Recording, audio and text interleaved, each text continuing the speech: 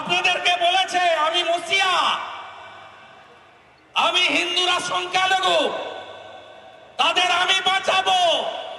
আর দিল্লিতে পার্লামেন্টে 4.5 বছর ধরে দেশের বিরোধিতা, নরেন্দ্র মোদীর বিরোধিতা, নরেন্দ্র মোদীকে নর্দমার সঙ্গে তুলনা করা, এই কাজটা এখানকার সাংসদ করেছে।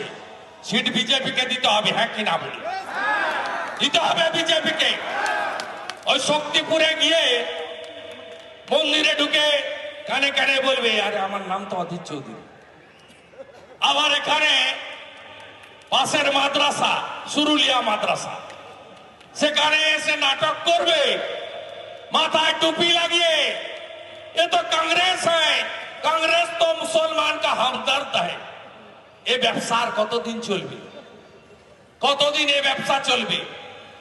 এবার এই ব্যবসা শেষ করবেন তো? শেষ করবেন তো? আমি চোর মুক্ত বাংলা করব আপনাদের নিয়ে, সবাই মিলে। আমি তো নন্দীগ্রামে করে দেখিয়েছি, বাকিটা রাজ্যে এখন যারা ভোট দিয়েছে জোড়া ফুলে তারা পস্তাচ্ছে। কলকাতার লোকরা বলছে কি মালকে বসালাম রে বাপ, তো ভাইপো ছাড়া আর কাউকে চিনে না।